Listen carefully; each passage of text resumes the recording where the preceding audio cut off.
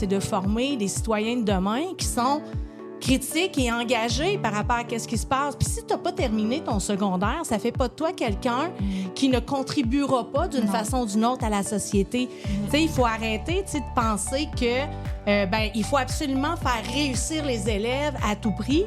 Quand on a un système où il y a à peu près 15 % parce que ça stagne, là, la réussite éducative, là, tu sais, 15, 20, 25 % d'élèves qui ne réussiront jamais leur parcours secondaire, je dirais, là, dans les temps. Nancy Goyette est professeure et chercheuse en sciences de l'éducation à l'UQTR.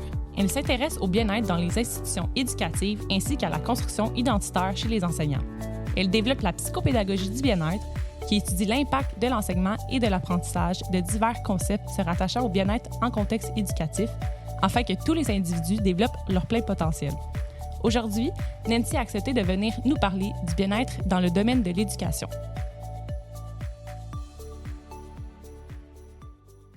Allô Nancy, merci d'avoir accepté de venir sur le podcast. Ça me fait vraiment plaisir d'être avec vous, les filles. Allô Nancy, merci encore. Écoute, moi Nancy, en fait, on se connaît pas vraiment, fait que pour les gens qui nous écoutent, est-ce que tu voudrais nous parler un petit peu de ton background? Qu'est-ce qui t'a amené à t'intéresser au monde de l'éducation? Puis un peu justement d'où t'es partie, qu'est-ce que tu fais aujourd'hui et tout ça? Et ça pourrait être long, là, avec les années que j'ai derrière, mais je vais essayer d'être assez courte. Parfait. Je me suis toujours intéressée à l'éducation, puis moi, ça a été assez clair, assez tôt que je voulais être enseignante dans la vie. Donc, j'ai fait mon baccalauréat au secondaire, tu sais, donc j'enseignais le français et l'histoire au secondaire, mais en fait, j'ai pas enseigné ça au début. OK. J'ai eu des débuts de carrière très, très difficiles parce que on peut se situer là, dans les années là, 2000. Oui. Présentement, on peut parler de la pénurie d'enseignants. On entend beaucoup parler dans les médias, mais dans ce temps-là, il y avait vraiment pas de pénurie. C'était difficile à avoir un poste. OK. On faisait beaucoup de suppléances. Puis si on réussissait à avoir des contrats, des fois, c'était pas nécessairement dans nos champ de prédilection. Okay. Donc, moi, j'étais spécialiste en français et histoire, mais mes premières années, j'ai enseigné les mathématiques, j'ai enseigné la technologie à des groupes d'adaptation scolaire, pas de programme. OK. Donc, c'était vraiment très délétère, je pourrais dire, pour la santé mentale parce qu'on était en compétition les uns avec les autres. OK. Et tout le monde voulait avoir un travail. Là, on avait quand même étudié pour ça. Donc, moi, très tôt, quand je suis rentrée au travail, quand je suis rentrée dans le monde du travail, j'ai connu des enjeux au niveau de la santé psychologique parce qu'il y avait toute l'anxiété. Je devais planifier des fois là, 6 planifications par jour dans des disciplines que je ne connaissais pas ou que, je connaissais, mais il fallait que je me documente. Et ça, ça fait en sorte qu'à la fin de ma première année, je me suis vraiment épuisée. Puis j'étais anxieuse parce que je voulais comme avancer pour avoir un poste. Donc, le bien-être dans l'éducation, le bien-être des enseignants, des personnels scolaires, je pense que ça puise sa source là-dedans. Dans le fait que j'ai vécu des situations personnelles, mais même autour de moi, d'autres collègues, où là, j'ai eu vraiment à me re-questionner sur mon choix de carrière, me demander si c'était vraiment ça que je voulais faire dans la vie et comment je pouvais être résiliente dans des situations où les conditions de travail étaient vraiment, mais vraiment difficiles. C'est fou parce que ça c'est parti depuis seulement 1 an quand que tu travaillais. Dans le fond, tu avais commencé, puis tu as eu un épuisement professionnel après 1 an. En fait, c'est pas un épuisement professionnel. J'ai fait de l'anxiété, mais vraiment là, très fort. Là. Donc, il a fallu que je me retire à peu près, là, je dirais, 1 mois ou 2. Parce que je pleurais. Là. Je devais faire mes planifications. Je pleurais à tous les soirs. J'avais de la difficulté. Je devais faire, en plus de mes planifications, de la suppléance aussi. Mais tu sais, quand on commence, là, on est jeune, on veut montrer qu'on est bon. On veut se prouver. On est prêt à tout. Puis je suis une personne assez dynamique puis très engagée. Donc, j'avais pas eu tous les outils nécessaires pour être capable d'évoluer dans mon insertion professionnelle d'une certaine façon. Donc, mais tu sais, c'est pas triste, cette histoire-là, là, par exemple. Là, vous allez voir, ça, j'ai quand même évolué là-dedans. Et il y a une certitude que j'ai eue là, après là, ma première détresse psychologique, c'est que je voulais être enseignante, que je pouvais pas faire autre chose dans la vie. Et que là, ben, je devais développer vraiment des outils pour m'aider à être bien. À être bien malgré les défis, malgré les difficultés. Et là, ça a remis en question beaucoup de choses parce que je me disais, ouais, mais on a un modèle de c'est quoi un enseignant au secondaire, hein? Puis là, la discipline. Puis là, tu sais, bon, faut pas développer des liens. Là. Moi, j'ai quelque chose à enseigner, puis les élèves, ben, ils doivent... Et moi, j'étais pas à l'aise avec ça. Avec l'aspect de figure d'autorité aussi, ou comme de distance que tu devais avoir avec tes élèves, finalement. Oui, puis la pression aussi de certains collègues, là, tu sais, puis si ben, on décidait, par exemple, là, juste donner, vous contextualiser la chose, il y avait beaucoup de jugements autour du fait que moi, je suis enseignante de français, ça, c'est un petit peu plus loin dans ma carrière, et j'enseignais le secondaire 4. Au secondaire 4, ben, on travaille beaucoup, la nouvelle littéraire, on travaille aussi l'argumentation. Et pour travailler l'argumentation, je trouvais ça, à un moment donné, bien plate de donner des textes à mes élèves qui les lisent. Puis là, on va faire une discussion par rapport à ça. Et là, j'étais allée vraiment m'orienter vers les cow-boys fringants parce qu'il y a beaucoup de critiques sociales. Puis on parle de sujets qui ne sont pas nécessairement toujours dans la lignée des pensées. Hein? Donc, on critique beaucoup. Et les ados ont besoin de se faire sortir de ces sentiers-là pour qu'ils soient alimentés au niveau de la motivation. Mais ça allait plus loin que ça. Moi, ça me motivait de faire ça, de faire des choses différentes. Ben oui. Mais j'arrivais avec ma guitare en classe. J'étais pas super bonne, je vais vous dire. Je me suis autodidactée à peu près 2-3 notes. Là. Puis j'avais chanté une chanson, tout ça. Puis il y a des collègues qui disaient « Ouais, mais t'enseignes pas. Là. Tu fais juste ça pour te faire aimer. » Oh non!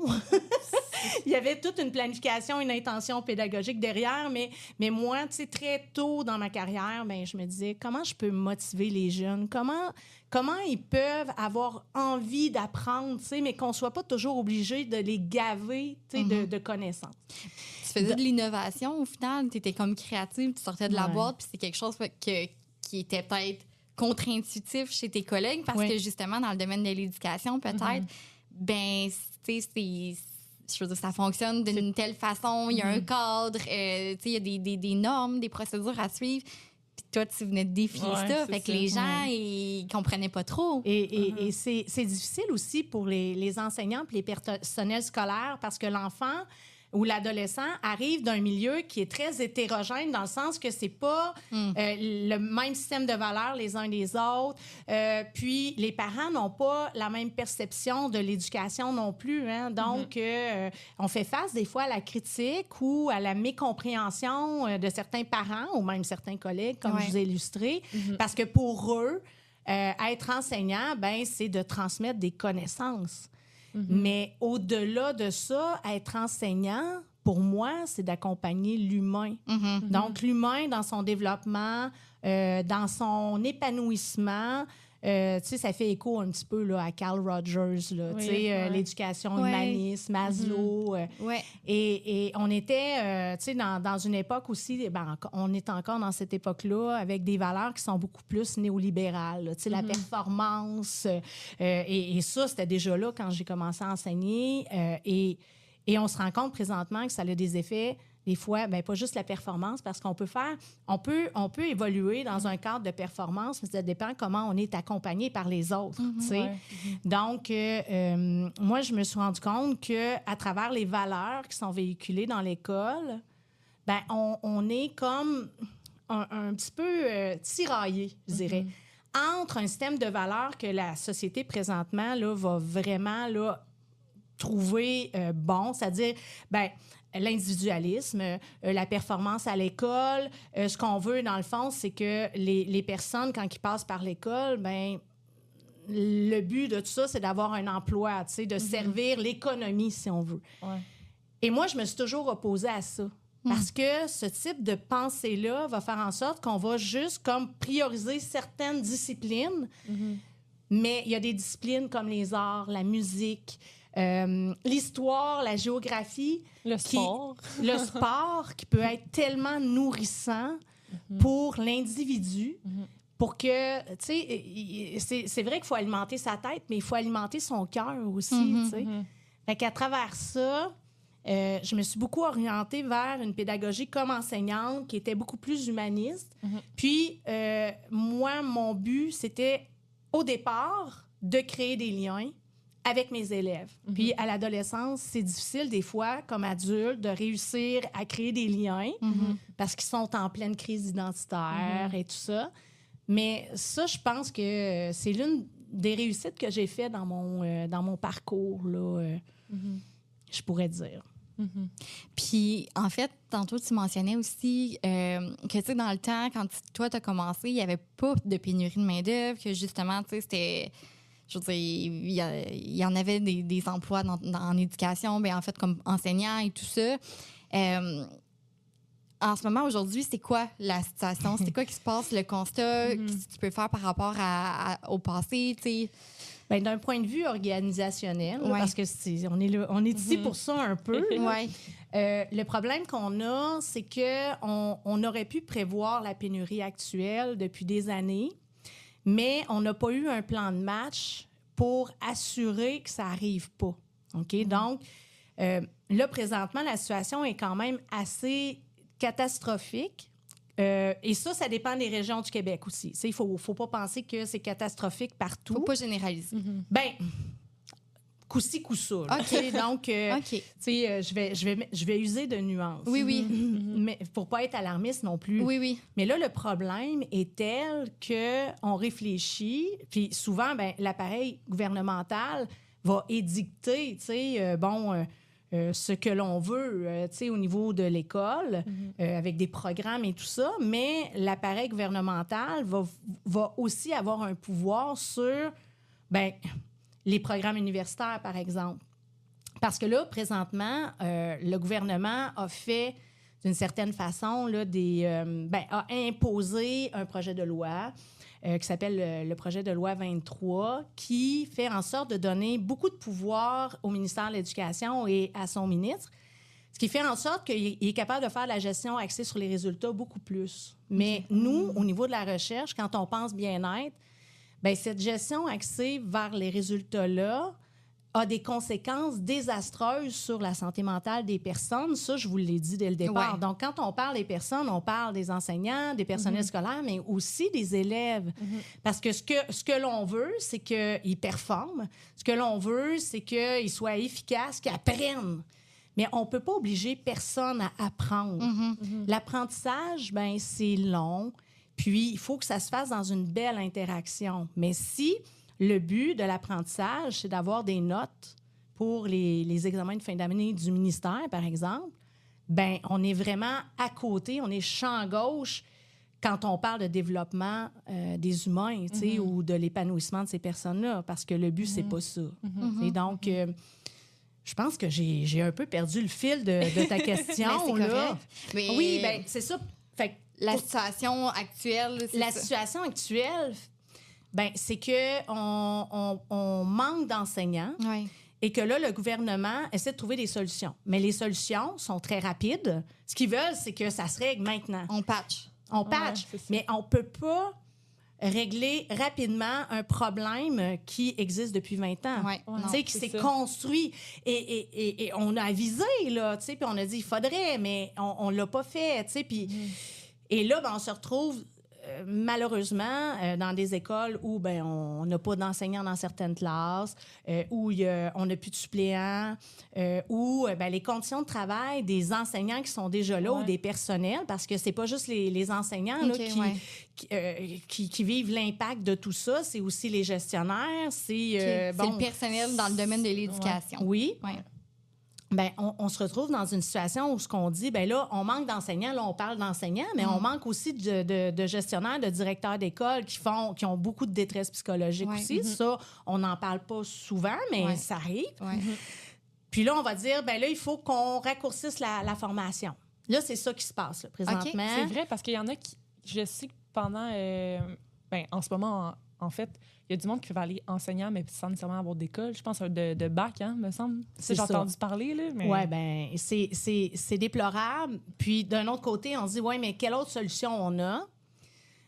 Donc, pour faire vraiment un petit topo, c'est qu'on va essayer d'aller chercher des personnes qui ont un baccalauréat dans quelque chose d'autre. Là. Ça peut être le français, ça peut être littérature, mais ça peut être physique, ça peut être, tu sais, je sais pas moi, il y a d'autres champs, là, des champs qui sont peut-être moins proches. Peut-être, ou Ah, psychoéducation? ça pourrait, Okay. mais tu sais, ça a du sens un peu. Ouais. Mais tu sais, on peut aller chercher aussi des personnes qui vont avoir une formation qui n'a rien à voir avec qui est hors contexte. l'enseignement. Ouais. Tu sais. Ouais. Puis on est rendu que là, on engage, mais sans diplôme. Donc, on appelle ça des enseignants non légalement qualifiés parce que ça prend quand même un bac de 4 ans pour être enseignant.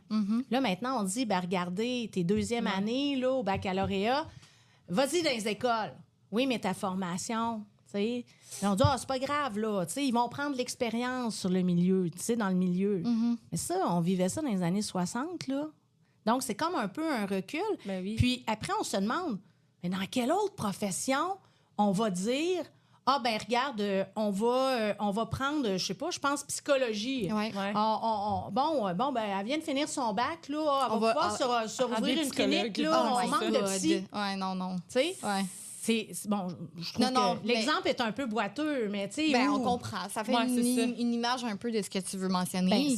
Ça dévalorise l'enseignement.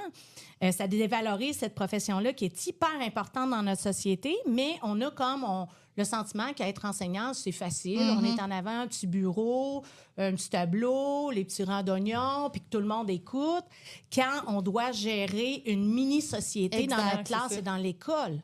Ouais. Donc, et en plus de ça, pour mettre la cerise sur le sundae, ce qu'on fait, c'est qu'on dit, là, dans les écoles, là, il faut faire un plan d'action pour la réussite éducative. Et là-dedans, vous devez considérer le bien-être des élèves et le bien-être du personnel. Mais il y a vraiment une dichotomie entre les deux objectifs. Tu sais, ça peut... Tu sais, honnêtement... Les gens qui travaillent en éducation présentement, ils sont dans des situations, des conditions déplorables. Puis en plus de ça, on leur dit, vous n'êtes pas bien, mais il faut que l'élève soit bien. C'est ça. Puis là, ils vont dire, on va vous donner de la formation, on va vous faire quelques petites conférences ici et là, puis vous allez être bon en bien-être et en bienveillance. On mentionne souvent le bien-être. Est-ce que tu penses que tu peux définir un peu c'est quoi le bien-être? Puis est-ce que toi, j'imagine tes projets de recherche portent sur le bien-être, est-ce que tu as des variables auxquelles tu vas plus étudier que d'autres, etc., pour les gens qui nous écoutent? Le gros problème qu'on a avec le bien-être, c'est que c'est un terme qu'on pourrait utiliser de n'importe quelle façon. Parce que tout le monde a... c'est très large, on dirait, comme thème. Hein? C'est large. C'est large. Puis tout le monde a sa propre définition personnelle, là, dans de sens commun. Ouais. Si je te demande, Ariane... Oui, exact. si, c'est quoi le bien-être pour toi? Qu'est-ce que tu me dis? Mon Dieu, je te dirais que c'est juste un état de confort, de sécurité, un état où je me sens... J'ai du plaisir. Pour moi, c'est ça, c'est très large. Là. C'est ça. Ouais. Puis j'ai pas de définition exacte non plus à te donner parce qu'on dirait c'est juste être bien ou comme avoir mes besoins de base comblés, mes tu sais, c'est toi, ça. Ève, ça ressemble à ça? Ça ressemble à ça. J'aurais dit c'est aussi un état d'esprit, j'imagine, où que je me sens à l'aise d'essayer des choses.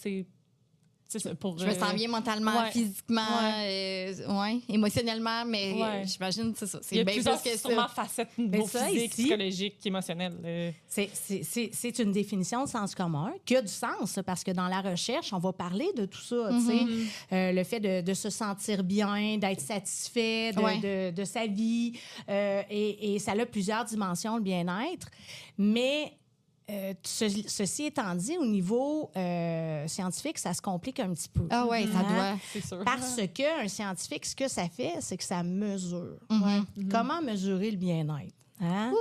On va mesurer les fois que tu as ressenti de la satisfaction dans ta journée. Puis là, après ça, c'est de définir qu'est-ce qu'être satisfait. Exact. Oui, C'est c'est ça, là. Ça, là, c'est pas drôle d'être scientifique. Ouais. Donc, honnêtement, quand on étudie le bien-être, bien souvent, on se positionne dans un angle de recherche où on se positionne aussi par rapport à certains concepts. Tu sais, comme moi, j'utilise dans mes recherches plusieurs concepts, mais l'un d'entre eux, là, c'est le plus populaire qu'on entend, là, parce que la psychopédagogie du bien-être, qui est un champ que je suis en train de mettre en place là, dans les sciences de l'éducation, bien, ça va s'appuyer sur les données du champ de la psychologie positive. Ouais. Qui n'est pas la pensée positive, Non, là. non, Attention. La psychologie, Hein? ouais, c'est une grosse différence. Hein? Il y a une grosse différence. Est-ce que tu peux dire la différence entre Ah, ben les oui. deux?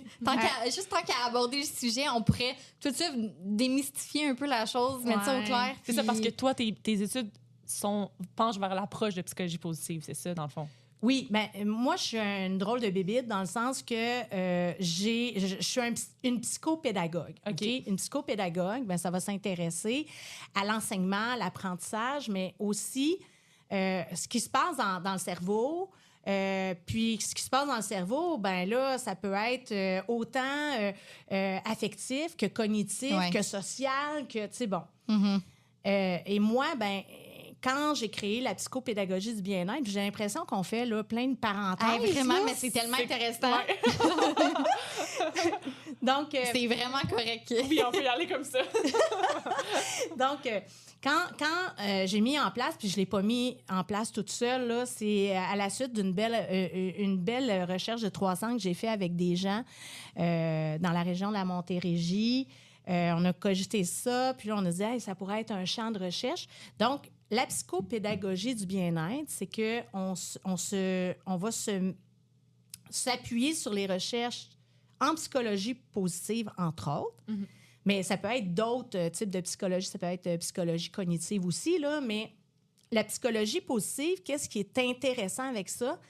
C'est que ça nous éloigne un petit peu de la vision curative de la psychologie. Ouais. OK? Ouais. Et c'est né du constat où on se disait, ben écoute, en psychologie, c'est un peu comme dans la médecine. On essaie de soigner les maladies mentales, mais c'est pas la majorité de la population qui ont des maladies mentales. Donc, Et pourquoi attendre qu'une maladie mentale se développe pour faire quelque chose? oui, aussi? c'est ça.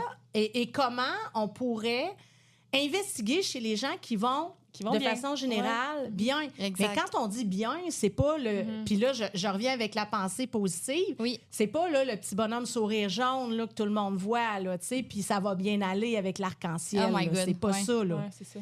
Tu sais, c'est que on s'intéresse comme chercheur à comment développer une santé mentale optimale. Donc, pour ce faire, bien, il faut aller investiguer chez les gens qui se sentent bien Mhm. pour aider ceux qui aspirent à ça ou qui sont en train de développer ça ou pour prévenir Exact. certaines difficultés, certaines détresses psychologiques. Mhm. Tu sais, mais dans notre vie, tu sais, quand on pense bien-être, il ne faut pas penser que c'est toujours là, un champ de licorne. Là. Ou que c'est genre une absence de mal-être, tu sais, c'est pas Ah non, ça. non, tu sais. du tout. C'est ça. Pour être bien dans la vie, c'est de vivre des expériences agréables et désagréables qui vont nous aider à faire un sens. Et ça, on parle de la vision eudémonique. Ouais. Donc, le bien-être, la vision eudémonique, développer un sens à sa vie, à ce que l'on fait. Et quand on a un sens, ça nous procure du bien-être. Mais l'être humain aussi a besoin d'une partie qui est plus hédonique, c'est-à-dire la J'ai ça souvent dans des satisfaction des recherches. besoins. Manger un hamburger. Oui. Pas se sentir coupable, aller magasiner puis regarder sa carte de crédit après, se dire C'est oh ça. là là là là, j'ai eu du plaisir, mais là, ça va coûter cher. Donc, l'être humain va sélectionner selon sa personnalité, ce qu'il est, comment il peut être bien. Donc, la psychologie positive nous donne des pistes, des éléments de réponse. Et contrairement à la pensée positive, puis ça, il y a un marché incroyable de ça. Là, vous allez juste aller là, dans une librairie populaire, là, puis tout le monde a la recette du bonheur. Hein? Puis tout le monde a ses petites stratégies puis ses trucs. Tu sais. Et ça, moi, c'est quelque chose qui m'horripile un petit peu parce que ça nous fait perdre la perspective que le bien-être, c'est pas juste j'ai fait, par exemple, le chemin de Compostelle et j'ai beaucoup changé, je me suis accomplie. C'est génial, tu sais, je veux dire, si on regarde ça puis qu'on lit ça puis ça nous fait du bien, il n'y a pas de problème. Mm-hmm. Mais ce n'est pas scientifique. Mm-hmm. C'est un récit d'expérience, c'est un récit de vie. C'est inspirant, ça peut nous amener à faire des belles choses, là. Mm-hmm. Ouais. Mais d'un autre côté, on ne peut pas dire là, que ces personnes-là sont des spécialistes du bien-être. Mais là, quand on parle du bien-être, puis je vais essayer de fermer la parenthèse parce qu'on n'a pas 3 heures, c'est que le bien-être est multifactoriel. Donc, oui, on a été magasiné, oui, on a eu du plaisir, mais cette expérience-là, elle peut avoir un sens parce que tu as été magasiné avec ta mère, puis tu as peut-être je sais pas, moi, j'invente des histoires, là, mais tu peux avoir un lien peut-être moins fort avec ta mère. Vous avez comme peut-être des petits conflits, mais que cette journée-là, vous avez été capable de communiquer ensemble. Donc, vous voyez que, oui, ça a coûté cher, sa carte de crédit, mais oui, on a eu du plaisir à dépenser, mais au bout de la ligne, ça donne un sens. Oui, c'est ça. Donc, c'est un peu ça. J'ai l'impression de me perdre, là. Ben, en fait, la question, c'était, c'est ça, tu étudiais le bien-être en éducation. Donc, toi, tes variables en tant que telles, c'est lesquelles, les variables, comme je disais, je travaille beaucoup le PERMA. Donc, le PERMA, c'est la théorie du bien-être de Martin Seligman, qui est très, très populaire. Puis là, dernièrement, PERMA, je vais vous dire c'est quoi. Moi, j'ai jamais entendu ce mot-là. Je sais pas. C'est que les scientifiques, quand ils mesurent le PERMA, et ça, là, ça a été mesuré dans maintes et maintes recherches depuis les années 2000, c'est que on peut pas, puis Seligman le dit, puis beaucoup d'autres chercheurs, on peut pas mesurer le bien-être en tant que tel, c'est multifactoriel. Maintenant, on est capable de mesurer des dimensions du bien-être. OK? Donc, dans le modèle PERMA, on a les émotions positives, on a l'engagement, les relations positives, le sens et l'accomplissement.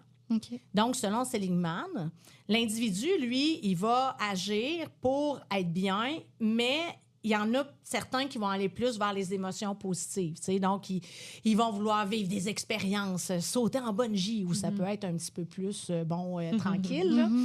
Là. Mais on se rend compte que d'autres personnes, c'est les relations positives qui sont importantes dans leur vie. Et c'est ça qui leur apporte un sentiment de bien-être, de satisfaction. Et ça répond aux besoins de l'humain, tu sais, parce que les humains ont tous des besoins à satisfaire. Donc, le PERMA, c'est ça. Dernièrement, Donaldson, lui, rajoute 4 autres éléments aux dimensions, mais là, j'ai un petit blanc de mémoire. Là, on n'est pas obligé d'aller là. OK. Là, dans le fond, ce PERMA-là, tu l'appliques en contexte d'enseignant, dans le fond, primaire, secondaire? Les deux. Les deux? Les deux. En 2014, moi, mon champ d'expertise, c'est la psychopédagogie. Ça, je vous l'ai dit. Ouais. Et ma thèse est à cheval entre la psychopédagogie, des sciences de l'éducation, et la psychologie positive. Mais j'ai pas la prétention de dire que je suis une psychologue. J'en suis pas une. J'ai pas été formée comme psychologue. Mais j'utilise les connaissances issues de la recherche de la psychologie positive pour les transférer dans des situations en éducation. Puis moi, ce qui m'intéresse le plus, c'est les conditions de travail. Ayant eu quand même un petit traumatisme au début de ma carrière, j'essaie de trouver comment on peut aider les enseignants à rester résilients, aimer leur profession, puis être capable de faire fi de certaines situations dont ils n'ont pas le contrôle. Parce que souvent, on leur donne beaucoup de responsabilités sans penser que dans une école, la responsabilité doit être partagée. Que ce soit le gestionnaire, que ce soit les enseignants, le technicien en adaptation spécialisée. Mais je vous dirais même l'élève. L'élève a une responsabilité dans le bien-être collectif à l'école.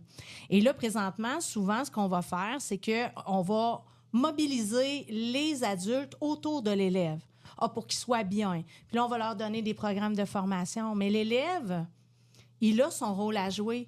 Mais j'ai l'impression qu'on ne les responsabilise pas assez puis qu'on est comme un petit peu plus dans le caring, là, comme on dit. Vrai, là. Comme, tu sais, on en prend soin, c'est nos petits trésors. Je suis d'accord, tu sais, puis on est en train de développer des individus qui vont faire prospérer notre société. Puis quand je parle de prospérité, je parle pas juste d'argent ou d'économie. Mais tu sais, pour moi, l'école, c'est plus qu'une business. Parce que là, on a ce modèle-là en éducation. Ouais. L'école, pour moi, c'est de former des citoyens de demain qui sont critiques et engagés par rapport à ce qui se passe. Puis si tu n'as pas terminé ton secondaire, ça fait pas de toi quelqu'un qui ne contribuera pas d'une façon ou d'une autre à la société. Tu sais, il faut arrêter de penser que il faut absolument faire réussir les élèves à tout prix. Quand on a un système où il y a à peu près 15 % parce que ça stagne, là, la réussite éducative, là, tu sais, 15, 20, 25 % d'élèves qui ne réussiront jamais leur parcours secondaire, je dirais, là, dans les temps. Après, là, on a la formation aux adultes qui est extraordinaire, qui est un grand oublié dans notre système. Là, les enseignants qui travaillent là, je les trouve vraiment super. Puis aussi l'enseignement professionnel, où on va reprendre des décrocheurs. Puis ces décrocheurs-là, ils vont devenir des personnes qui vont contribuer à la société. Donc, il faut comme arrêter de penser que, là, il faut réussir son secondaire 5. On l'espère pour tout le monde, puis il faut, on le souhaite.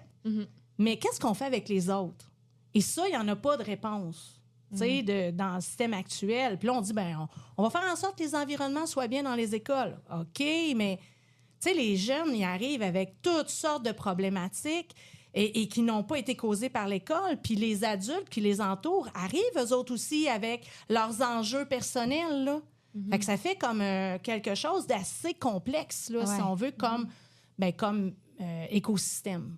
Puis est-ce que, justement, selon toi, l'emphase ou l'accent est trop mis sur la performance, l'objectif final, plutôt que, justement, le parcours éducatif de la personne, tu sais, le processus ou comme j'ai juste le mot en anglais, tu sais, de journey.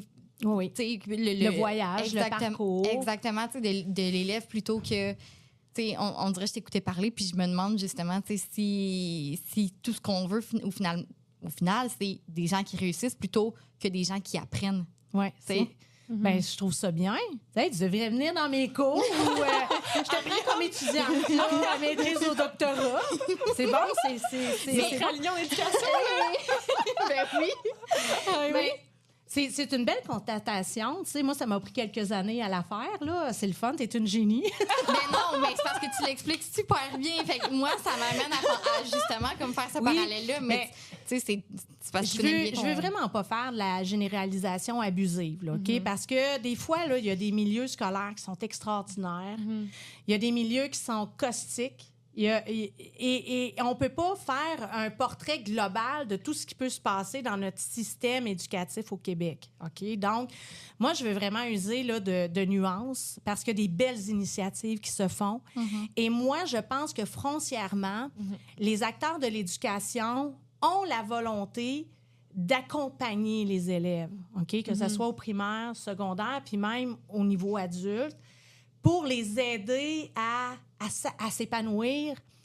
Mais ils ont beaucoup de contraintes. Tu sais, l'administration, les contraintes d'évaluation pour les diplômes, d'évaluation, tu sais, l'évaluation certificative.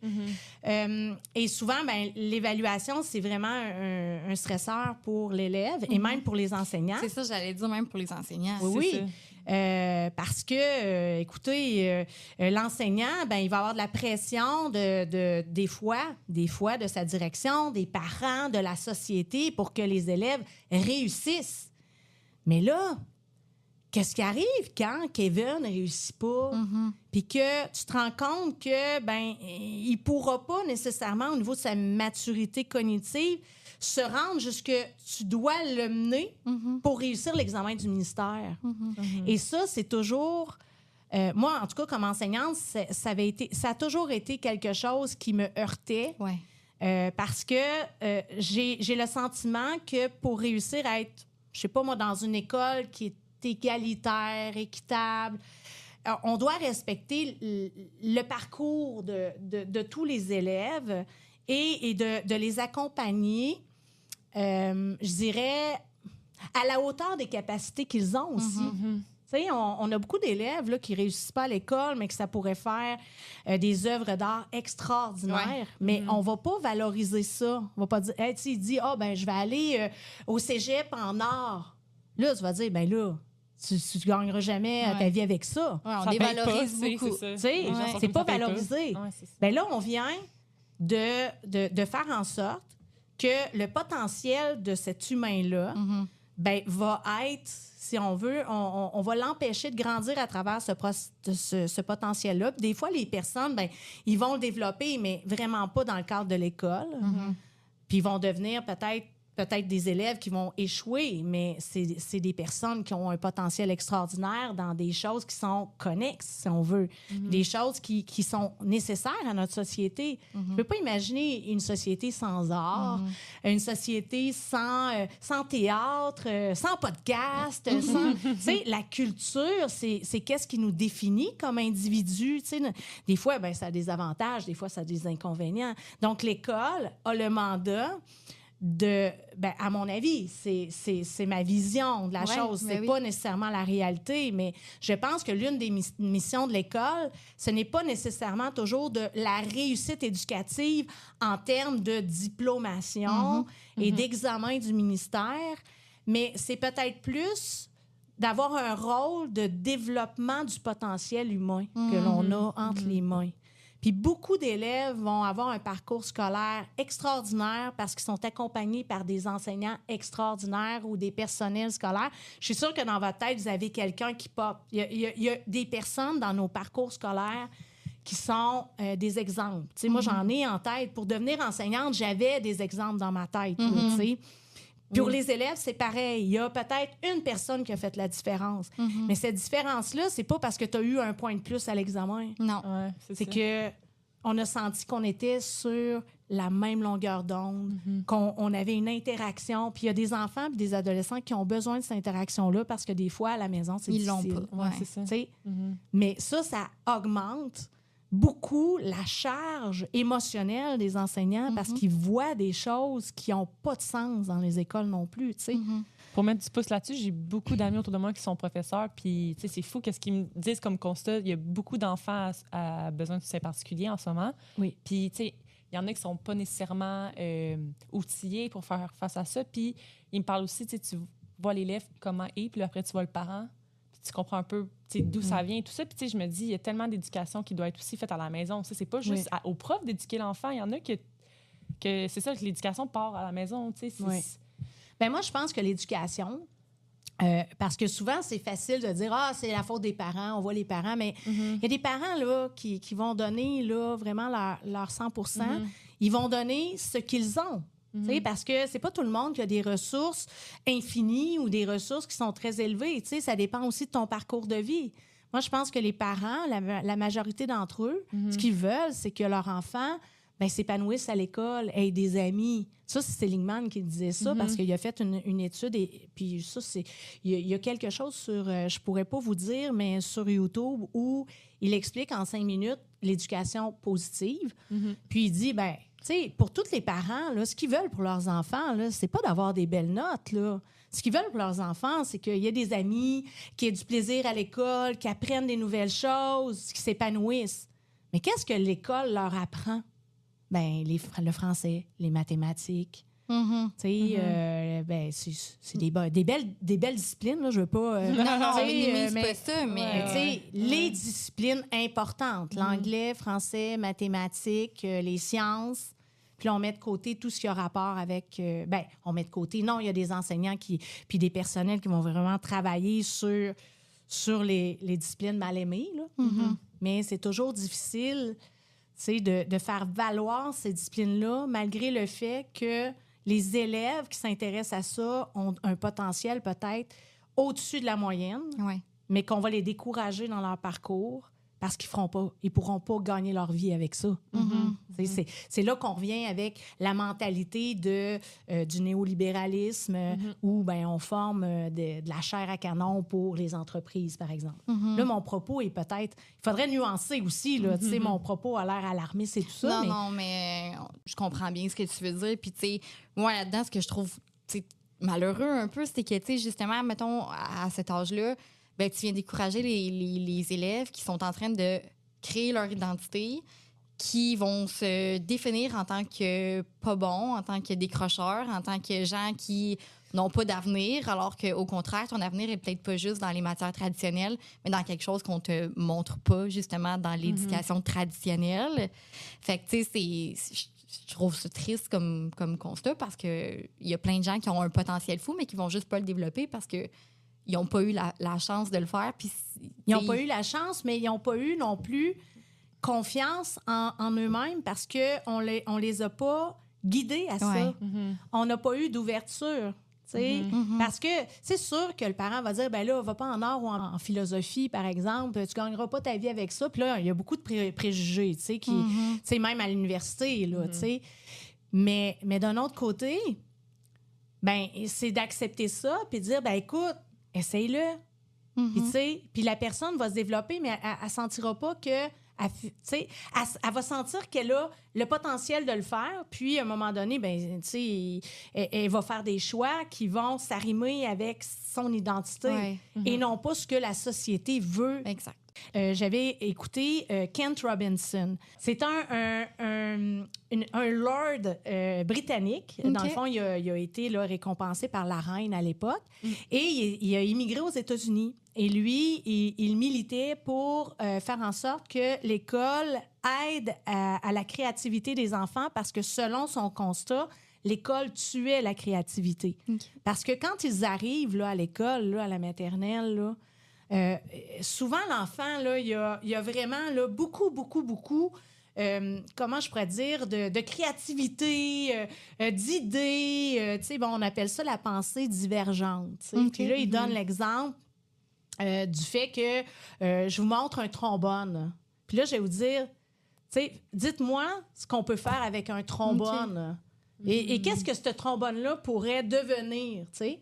Et là, on peut partir là, vraiment là, sur des idées farfelues. Mais ça, c'est s'habiliter à avoir des idées, à développer un concept et à être créatif. Mais selon les études dont il parle, ben, quand tu arrives au primaire, on voit que le pourcentage... de pensée divergente va diminuer plus que les années d'école augmentent. Donc, on formate, d'une certaine façon, les enfants, les adolescents à quelque chose qui va pas nécessairement favoriser la créativité ou le développement de soi. Parce qu'on va les encarcaner dans des normes de réussite, de qu'est-ce qu'il faut faire. Il y a plein de disciplines dans la vie qui ne nous tentent pas. Puis je pense que, quand on est à l'école, là, pensez à la discipline qui était la pire pour vous, là, ben, c'est important quand même de développer des connaissances autour de ça. Là. Je veux dire, moi, les mathématiques, ça a toujours été ma bête noire jusqu'à l'université. Okay. Moi aussi, les maths. Mais moi, là, j'ai pas eu de prof de mathématiques qui m'ont donné la passion de tout ça. Ouais. Et je ne comprenais pas pourquoi qu'on calculait, par exemple, des sinus, des cosinus. Ouais. Oh my God, c'est vrai. Puis là... Présentement, dans les programmes actuels, parce qu'on dit souvent que, hey, au Québec, là, on n'est pas bon, là, puis que là, les programmes actuels, là, c'est pas bon. On est un exemple pour l'Europe. On a 20 ans d'avance sur nos programmes. Mais nous autres, on dit qu'on n'est pas bon. Hein? Mais avec l'approche par compétences qu'on a développée depuis là, les années 2000, que vous avez probablement expérimenté dans votre parcours scolaire, moi, j'avais pas ça, ça nous permet de contextualiser. Fait que quand tu sais, mettons, que calculer les sinus, cosinus, ça nous aide à pouvoir construire un toit par rapport à la pente. Okay, ben là, là, ça c'est clair. Une règle de 3 pour faire des recettes. Moi, je m'en sers à toutes les fois, là, parce que c'est pas Ricardo qui m'a montré la règle de 3. Hein? Il fait des bonnes recettes, mais la règle de 3 est hyper importante. Mais ça, c'est des connaissances nécessaires. Mais pour réussir à évoluer dans ces disciplines-là, ben, il faut aussi motiver les personnes. Pas dire, ben là, il faut que tu fasses l'examen, il faut que tu étudies parce qu'il faut que tu réussisses ton examen. Ouais. Ça tue vraiment la motivation. Donc, l'enseignant et les personnels scolaires ont à jouer avec des normes là, qui sont vraiment obligatoires, là, le fonctionnement, le système. Mais ils le savent très bien que ce qu'ils aimeraient faire, c'est beaucoup plus prendre le temps. Puis peut-être mettre en place d'autres façons d'apprendre. Là, on voit beaucoup l'émergence des classes, là, des classes plein air. On voit l'émergence aussi de certaines approches pédagogiques, là, comme les écoles Freinet, alternatives. Et des fois, on a l'impression que c'est des choses un peu bizarres. Mais d'un autre côté, c'est orienté vers le développement du potentiel humain. Fait que, pourquoi qu'on n'essayerait pas? Pourquoi qu'on ne changerait pas de paradigme? Parce qu'on le voit que le paradigme actuel n'est pas nécessairement bénéfique pour la santé mentale de tous. Puis mes études, au niveau du bien-être, moi, j'étudie pas l'anxiété puis les déficits de santé mentale, mais j'étudie beaucoup plus qu'est-ce qui fait en sorte qu'on peut optimiser notre plein potentiel, pour les enseignants. Si l'enseignant est bien ou le personnel est bien, il y a beaucoup plus de chances que l'élève soit bien. Hein? Parce que les préoccupations ne sont pas les mêmes. Parce qu'on prend le temps de comprendre l'autre. Et dans notre système actuel, on fait juste, on pourrait dire, éteindre des feux, puis régler des affaires vite, vite. Mais au bout de la ligne, ça n'a pas les effets escomptés sur ce que l'on voudrait vraiment. Je pense qu'on est rendu à repenser à l'école. Puis ça, il y a déjà des mouvements là, qui ont été entamés l'année passée puis les années précédentes. Parlons éducation, ça a été... là. Ils ont consulté à travers le Québec pour savoir... qu'est-ce qu'on veut comme école du futur? Comment on pourrait réorganiser? Parce qu'à tous les 25 ans, il y a comme des changements au niveau là, des programmes, des visions éducatives. Puis c'est normal, là, la science évolue. Mais le gouvernement, il n'a pas été s'asseoir sur ces tables-là. Donc, on reste dans une vision, on se cloisonne dans une vision de gestion axée sur les résultats, calquée sur l'entreprise. Quand, d'un autre côté, on pourrait voir vraiment beaucoup des choses différentes. On pourrait vraiment contribuer au développement humain. Fait que, on est loin de la coupe aux lèvres. On a le droit de rêver, je pense. Mais moi, la question que je me posais, c'est est-ce qu'il y a des stratégies ou des pratiques pour venir favoriser le bien-être chez les enseignants en ce moment dans les écoles? J'allais justement poser la même question parce que tantôt, tu parlais de contraintes. Il y a des contraintes qui sont hors de contrôle des enseignants ou du personnel dans le domaine de l'éducation. Fait que, ce serait quoi, en fait, les mises en pratique ou les outils pour favoriser le bien-être? OK. Vous savez qu'une de mes plus grandes fiertés, là, je vous en ai parlé tantôt, c'est que avec une belle collaboration avec le CIUS, Mauricie Centre du Québec, on a créé une plateforme interactive avec des outils autoportants qui s'appelle le Labo, L-A-B-O-E. Donc, vous pouvez le googler, vous allez tomber dessus. Et c'est vraiment notre préoccupation parce que la préoccupation du CIUS, c'est vraiment la santé mentale positive, la nôtre aussi. Et ils ont vraiment voulu se pencher sur les milieux éducatifs. Donc, on fait vraiment une équipe de feu pour réfléchir à ces questions-là. Parce qu'au niveau de la science, on n'a pas tout découvert. Les études sur le bien-être, oui, on a mesuré le PERMA, par exemple, mais on en a encore beaucoup à apprendre là-dessus. Mais ça ne nous empêche pas de trouver des moyens concrets parce que là, c'est maintenant que le feu est pris dans la cabane. Exact. Pour répondre aux besoins du moment. Oui. Puis là, on se jette sur tout. OK? Présentement, dans les milieux là, éducatifs, ils sont en manque de ressources. Quand on parle de bien-être, de santé psychologique au travail, je pense que dans les centres de services scolaires, ils font leur maximum là, pour réussir à aider les personnels. Mais le problème actuel va au-delà de ça. On vit dans une société effrénée, on n'arrête jamais. Puis, la pandémie, on s'en est rendu compte quand on a été confinés quelques semaines, quelques mois. À un moment donné, là, tu te retrouves seul à toi-même, puis là, tu te dis, ouais, là, il faut que tu commences à penser à ben, qu'est-ce que je veux, c'est quoi le sens des affaires, tu sais, bon. Et ça, c'est pas tout le monde qui est confortable. Donc, en psychopédagogie du bien-être, l'important, c'est vraiment d'apprendre par les connaissances issues de la recherche et de les jumeler à l'expérience que l'on a pour justement être capable soi-même de découvrir c'est quoi qui va nous rendre bien, OK? En milieu de travail ou, dans notre vie personnelle, là, parce que c'est pas des sphères là, qui sont Détachées, là. exact. Ouais. Tu sais, c'est comme les gens qui me disent, ça me fait rire, là. Ah, moi, là, on a pris là, vraiment une décision objective sur le sujet. Non, les émotions sont toujours là. Tu sais, tu peux pas dire là, qu'on a pris une décision 100% objective. C'est impossible. Tu sais, la science nous le prouve, là. Tu sais, fait que les gens aiment ça compartimenter parce que c'est moins compliqué que de faire face à la complexité. Hein? Donc, c'est normal, ça. Le cerveau est fait comme ça. C'est humain, tu sais. Donc, la psychopédagogie du bien-être, comment on développe les outils, c'est vraiment qu'on a en considération l'autonomisation des gens. On veut que les gens soient autonomes. Donc, c'est bien beau, là, des programmes top-down. Là, bon, le gouvernement nous en donne plein. Il y a des entreprises qui arrivent avec des programmes sur le bien-être en milieu de travail et tout ça. Mais moi, je pense que, pédagogue que je suis, c'est important non pas de nourrir la personne, mais d'y apprendre à pêcher le poisson. Confucius a dit ça et plusieurs autres personnes. Je ne suis même pas originale. Donc, comment on fait pour apprendre à pêcher le poisson ou, autrement dit, être capable d'être bien au quotidien? Hein? Parce que le bien-être, c'est pas une quête. Là. Le monde dit, il est où le bonheur, il est où? Mais regarde-toi les pieds puis essaye d'y penser là. Je trouve ça bien que tu le dises parce qu'on dirait pour certaines personnes, ça peut être un objectif. D'atteindre un état de bien-être ou d'atteindre le bonheur, comme tu dis, mais au final, c'est quelque chose qui se cultive au quotidien. Oui, parce que pendant le temps, là, pendant ce temps-là, que tu dis mon objectif, c'est d'être heureux, là, tu fais quoi? Exact. Tu l'es pas en ce moment, c'est ça?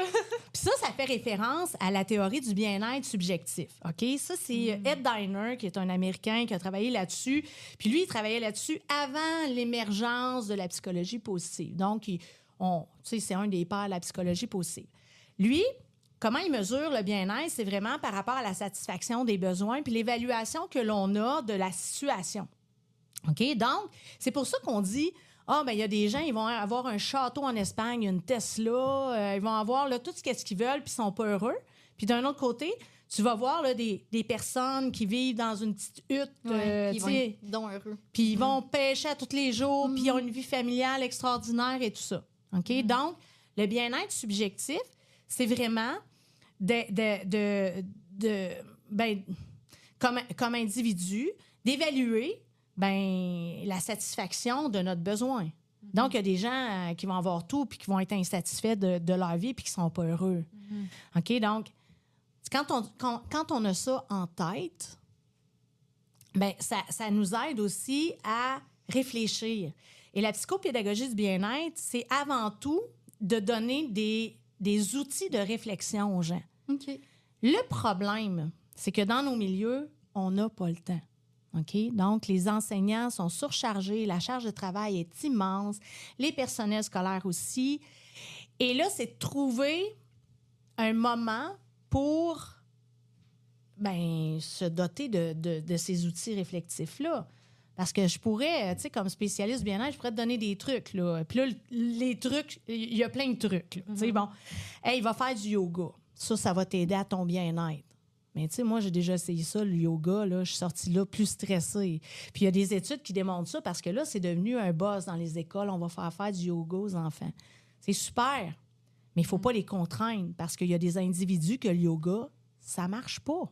C'est plus un objet de stress que d'autres choses. T'sais, donc, il ne faut pas penser à des trucs, mais de savoir comme individu, moi, qu'est-ce qui me rend heureux? Bon, si on prend, mettons, le cadre théorique de Seligman, OK? Donc, est-ce que c'est les émotions positives qui alimentent mon bien-être? Est-ce que c'est l'engagement dans mon travail? Est-ce que c'est le sens que ça me donne ou les relations positives? C'est sûr qu'en éducation, ce qu'on se rend compte, c'est que c'est un métier de l'humain, puis les relations positives et les interactions sont vraiment le socle, tu sais, d'un bien-être. Tu sais, bon, à certains égards, je dis pas que c'est pas la panacée, là. On vient pas de trouver le Saint Graal, là, mais on sait qu'il y a beaucoup de ressentis de bien-être qui vont passer par là, OK? Et ça va nous faire ressentir des émotions positives. Donc, si on a des bonnes des interactions, ça va vraiment favoriser le climat d'apprentissage, la confiance. Et il faut avoir confiance à l'enseignant pour vouloir apprendre. Parce que apprendre, c'est un risque constant. Apprendre quelque chose, c'est se rendre compte qu'on ne sait pas tout. Puis que ça défait nos certitudes. Puis les gens, des fois, dans leur insécurité, veulent rester dans leur certitude parce qu'ils se sentent vraiment à l'aise. Ouais. Apprendre, c'est de prendre le risque de se tromper. Puis à l'école, je trouve encore aujourd'hui qu'on met beaucoup de pression sur les erreurs et les échecs. Si on enlevait ça, par exemple, dans l'éducation, et que, dans le fond, se tromper, c'est une étape à l'apprentissage. Ouais. On y va par essai-erreur. Toutes les plus belles, les plus belles inventions ou les découvertes scientifiques, ils n'ont pas... c'est un essai-erreur, là. Ils n'ont pas eu une pomme comme dit Guillaume Tell, là. Donc, il faut y aller dans une perspective où l'apprentissage, ça prend du temps, mais ça prend plusieurs éléments, la confiance. Et cette confiance-là va nourrir aussi une certaine confiance en ses moyens et l'évaluation aussi que l'on fait de notre potentiel, de nos performances. Combien d'élèves vont dire à l'école « moi, je suis pas bon. Ah non, ça, je ne serai jamais capable de faire ça. » Qu'est-ce qui fait en sorte qu'on a un blocage par rapport à l'apprentissage? C'est parce qu'on nous l'a appris à bloquer. Ouais. Parce qu'on veut réussir. Puis pour réussir, il faut avoir des bonnes réponses. Ouais. Oui, mais réussir, ça pourrait être aussi un parcours de réussite et non pas un objectif. C'est comme ça que je l'imagine dans ma tête. Si l'école permettait un parcours de réussite qui a été peut-être alimenté certaines fois par des erreurs, au bout de la ligne, là, c'est pas la réussite qui va être l'objectif, mais ça va être l'épanouissement personnel, le développement de soi, le développement de son identité, la confiance qui va nous donner peut-être de l'énergie pour envisager des gros défis. Ouais. Mais à partir du moment où on se bute à « Ah non, je suis pas bon. Ah, j'ai jamais été bon en mathématiques. Ah, moi, le français, je fais tout le temps des fautes. » On se bloque à l'apprentissage. On veut pas prendre le risque de se tromper. Mais comme adulte, on le fait aussi. Puis c'est pas juste à l'école. C'est quoi le discours intérieur que l'on a devant des défis?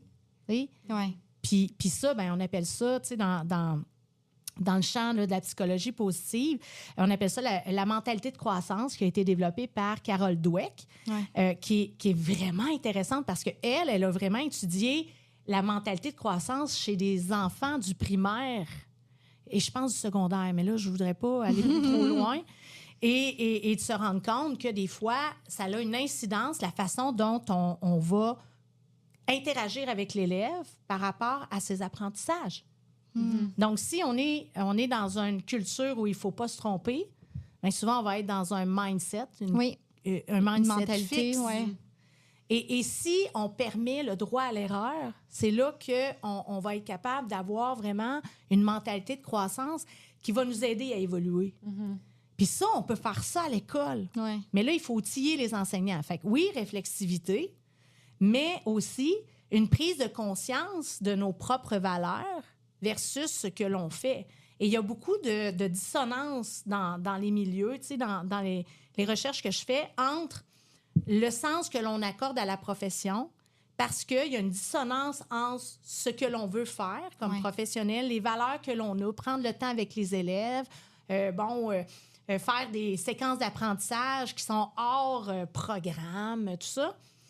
Donc, les valeurs que l'on a et les valeurs qui sont privilégiées par les milieux. Puis ce manque de cohérence-là va faire en sorte qu'il y a beaucoup de personnes qui qui perdent un sens de leur travail. Tu sais, quand tu travailles, mais que tu te rends compte que tu es toujours en train de te battre contre des moulins à vent, c'est épuisant. Pourquoi il y a de la détresse psychologique autant? Ben, c'est parce qu'il y a quelque chose qui ne fonctionne pas, tu sais, au niveau du système. Ouais. Mais concrètement, y a-t-il quelque chose qu'on peut faire justement pour ces personnes-là qui vivent peut-être un état de dissonance ou qui sont comme... Bien, la première chose, là, je pense, là, parmi tant d'autres, là, c'est de réussir à créer des espaces de discussion professionnels. Et ça, on n'a pas le temps dans les écoles. Moi, j'ai la chance d'enseigner, là, j'ai créé un micro-programme en psychopédagogie du bien-être.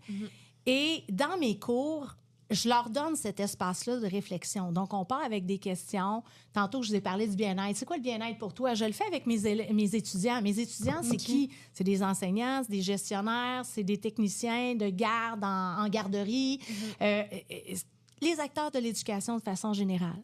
Puis ce qu'on se rend compte, c'est que, là, moi, j'ai mis, ça se fait en ligne, là. Je les mets dans des salles.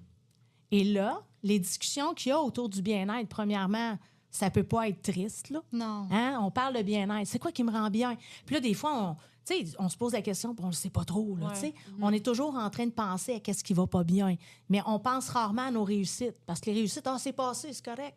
Oui, mais si tu décortiques ta réussite, tu vas savoir quoi faire la prochaine fois pour réussir beaucoup plus facilement. C'est ça que ça nous apporte, la psychopédagogie du bien-être. Mais si on se bute tout le temps au problème, puis on veut résoudre le problème, puis voir qu'est-ce qui n'a pas marché, qui est une approche par déficit, soit dit en passant, ben on avance, mais on avance en arrière pas mal. Là, donc, quand ils se retrouvent dans des salles, ben là, ils partagent. Mais là, ils se rendent compte que la réalité interprofessionnelle est très différente d'une personne à l'autre. Les enseignants vivent leur réalité de classe, mais c'est pas la même réalité que la direction. Puis c'est pas Et là, on parle de bien-être ensemble. Donc, je pense que l'une des clés, c'est de réussir à créer des espaces professionnels dans nos milieux, dans nos écoles, dans nos centres de services. Là. Je veux dire, on peut mettre ça là, à grande échelle si on veut, pour que les individus puissent parler de bien-être, parler de leur réalité. Parce que des fois, parler de nos réalités avec des personnes qui connaissent notre vécu ou savent de quoi qu'on parle, ça fait du bien. Parce qu'on se met en mode écoute, on se met en mode compréhension, puis des fois, on se sent moins seul. Parce que l'isolement, c'est qu'est-ce qu'il y a de pire là, au niveau, c'est souvent de la détresse psychologique. Les gens, plus qu'ils vont pas bien, plus qu'ils vont s'isoler. Ça arrive comme ça. Et c'est pour ça, dans le domaine de l'éducation, c'est facile de s'isoler dans sa classe. J'en ai vu là, des collègues, là, ils s'isolaient dans leur classe toute l'heure du midi, puis ne parlaient pas à personne ou les interactions étaient difficiles. Mais ça, c'est un signe. Mais comment se fait que, comme collègue, je ne vais pas le voir puis dire, y a-tu de quoi qui ne va pas? On le fait pas. On va vite. Ça rentre aussi dans la qualité des relations que tu parlais tantôt. Oui. Aussi, les discussions, ça va permettre de faire ça aussi, de favoriser les liens puis de créer des puis amis. Puis briser les préjugés. Les préjugés, là, ils sont très nombreux, mais dans les milieux de travail, là, c'est pareil. Là, c'est pas juste en éducation, là, c'est partout. Mais être capable de réussir à communiquer ensemble, d'avoir des interactions. Ouais. Mais pour ça, on peut pas dire, regarde, on vous crée là, une après-midi puis jaser. Mais non, là, ça prend du leadership. Là, ça prend des personnes qui vont être là, peut-être comme ambassadeurs, de bien-être dans les milieux. Puis dans les cours que je fais, souvent, c'est ça qu'on fait. On les prépare à avoir une vision différente. Puis là, on les avertit. Je vous le dis, tout le monde va être cynique, là. Ils vont dire que ça se peut pas, puis que ça marche pas. Puis souvent, les gens, ils voient plus qu'est-ce qui pourrait être positif dans leur situation de travail. Maintenant, je pense qu'il faut garder espoir, il faut semer des graines. Puis des fois, c'est juste des petits gestes. Oui. Dans une école, c'est drôle parce que des fois, ils font des travaux d'équipe, puis ils ont créé vraiment des choses là, qui sont anodines, mais qui peuvent tellement faire du bien. Là. Mettre dans le pigeonnier, par exemple, je sais pas moi, un petit mot anonyme. Dire aujourd'hui, tu as un beau sourire, je sais pas, là, des mots là, qui vont avoir une signification quelconque. Et il y a plein de choses à faire, puis c'est pas de remanier toutes. C'est juste d'y aller par petites. Dans notre classe, comme enseignant, qu'est-ce qu'on peut faire? Puis, tu sais, le petit tannant qui te tape ses nerfs, là, tu sais, à la place de le sanctionner tout le temps, d'essayer de comprendre, tu sais. J'ai peut-être une petite anecdote. Il y a une enseignante qui me parlait dans mon cours, puis juste pour vous dire comment, des fois, on n'a pas le temps de s'arrêter et d'essayer de comprendre l'autre. Elle enseignait à la maternelle. Et il y a un enfant qui s'en allait dans la petite cabane pour jouer. Puis là, il disait « Je vais tuer le directeur. Je vais tuer le directeur. » Là, l'enseignante, elle a plusieurs choix d'intervention. Elle peut intervenir, dire « Hey, on dit pas ça. On peut pas tuer le directeur. Ça se dit pas, ça. » Ça, ben, tu sais, c'est beaucoup plus une approche comportementaliste. Tu sais, dire ton comportement n'est pas adéquat. Puis tu peux pas faire ça. Puis elle a opté pour « Ah ouais?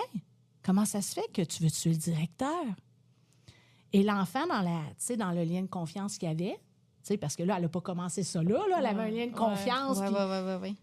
Ben, l'enfant de dire qu'il voulait tuer le directeur parce que c'était de sa faute, il s'en allait en première année, puis que lui, il avait peur d'aller en première année, puis qu'il était bien en maternelle. Mais cette approche-là d'écoute puis de compréhension fait en sorte que là, on peut faire vraiment du pouce. L'élève se sentira pas, l'enfant se sentira pas, genre, pas correct parce qu'il a dit quelque chose de pas bien. Il va sentir qu'il y a une attitude compréhensive envers lui, puis là, on va l'aider à évoluer. Dire, OK, le directeur, tu veux-tu qu'on aille le voir? Si c'est possible, là, des fois, il y a des directeurs qui font 3 écoles, là, mais ou d'arranger, pas le faire maintenant, mais d'organiser quelque chose pour que l'enfant rencontre le directeur, mais dans un contexte très correct, là, pour qu'il comprenne que le directeur n'est pas méchant. Mais ça, c'est l'éducation humaniste, c'est par là qu'on s'en va, là. Parce qu'il y a beaucoup, beaucoup d'éducation comportementale présentement dans les écoles qui ont un effet épouvantable sur les élèves et que ça va même vers la violence éducative ordinaire, qui est un terme là, qui a été utilisé, entre autres, là, par Catherine Gugen. C'est une Française, là, je l'ai mal dit, je m'excuse à Catherine d'avance, mais qui fait en sorte que dans un milieu, que ce soit un milieu parental ou un milieu scolaire, il y a des violences éducatives ordinaires qui pourraient se définir comme notre façon de réagir, par exemple, chicaner l'enfant.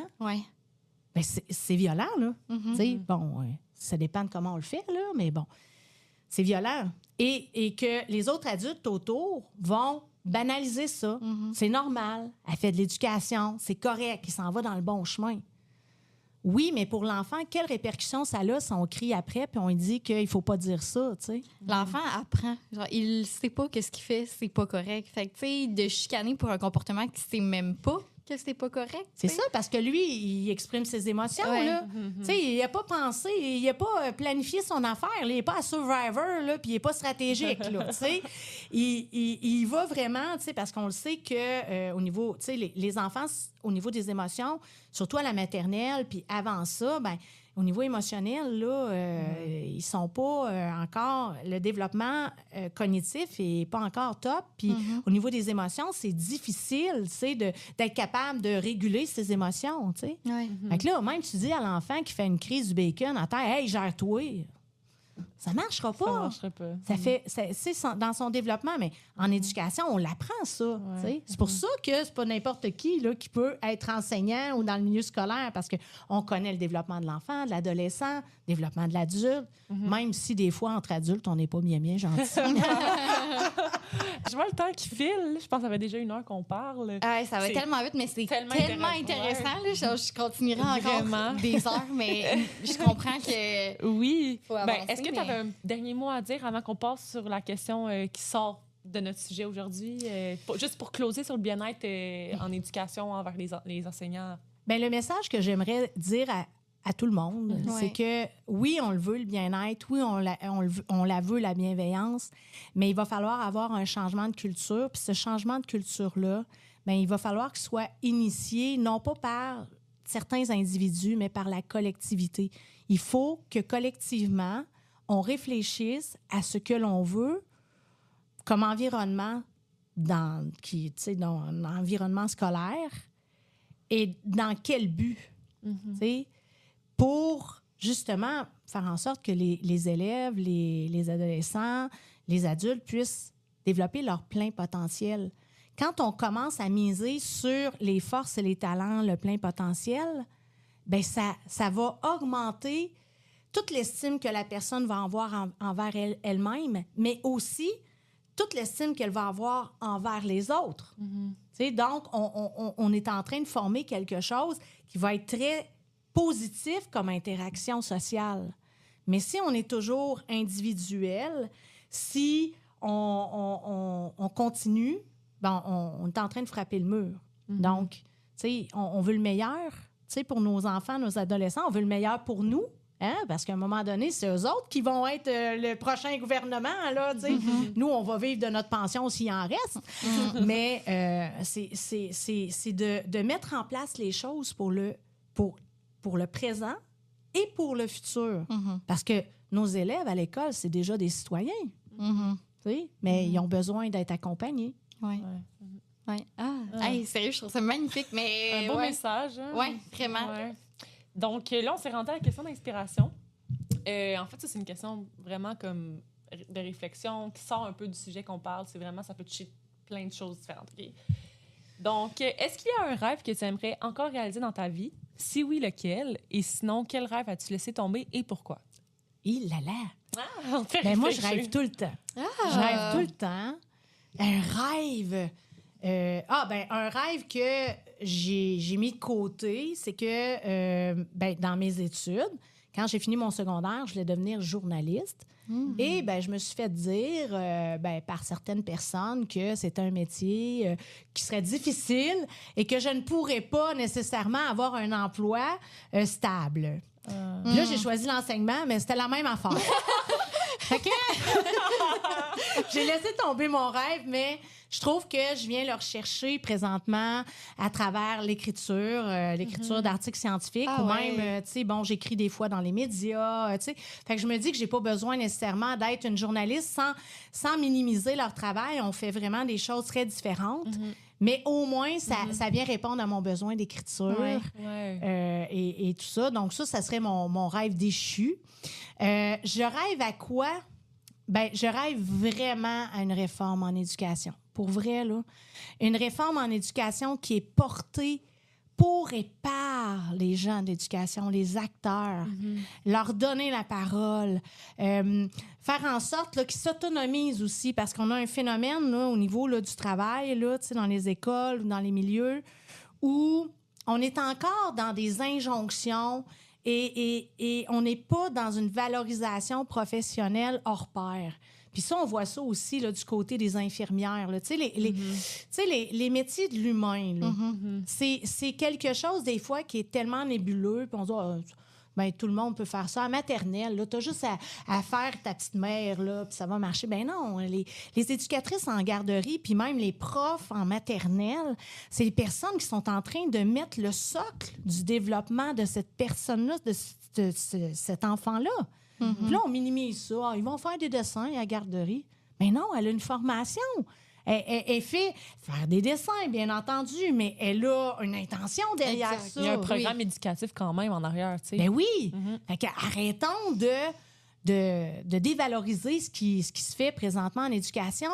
On a des bonnes formations universitaires. Arrêtons de mettre la hache là-dedans pour essayer de former le plus rapidement possible des gens dans une situation qui... qui n'existera pas à la vie à la mort, là, c'est des cycles. Donc, dotons nos écoles de personnes qualifiées, arrêtons d'essayer de faire les coins ronds, puis d'essayer de contrer cette pénurie-là. Puis, on a-tu des solutions rapides? C'est difficile d'avoir des solutions rapides. Tu sais, je veux dire, quand on se casse le bras, la solution facile, c'est qu'on va se mettre ça dans un attel. Mais la solution longue, c'est de faire un plâtre puis d'attendre que ça marche, tu sais, que ça se rétablisse. Donc, mon rêve, c'est ça. Mon rêve, c'est un changement de culture en éducation. Mais ça termine tellement bien, l'épisode. Hey, honnêtement, merci tellement. J'ai trouvé ça tellement intéressant. Honnêtement, je ne m'attendais à absolument rien parce que, je veux dire, on se connaissait pas. Fait que j'avais pas d'attente. Mais honnêtement, j'ai été tellement impressionnée. Puis je pensais pas être autant captivée. Mais je trouve que ton approche est hyper pertinente puis hyper inspirante aussi. Puis je pensais à plein de gens de ma famille aussi qui sont dans le domaine de l'éducation quand tu parlais. Puis on dirait, je me disais, j'ai tellement hâte de leur dire d'écouter cet épisode-là parce que ça va tellement être inspirant puis enrichissant. Merci vraiment. On a plus de pouvoir agir sur le bien-être, sur notre bien-être puis le bien-être des autres que l'on pense. Et c'est en faisant des activités volontaires, des activités orientées vers ça, réfléchies, qu'on va être capable de changer la donne, de réfléchir à d'autres pistes. Ouais. Ben merci Nancy, c'était vraiment grave de t'avoir sur le podcast aujourd'hui. Merci. Merci.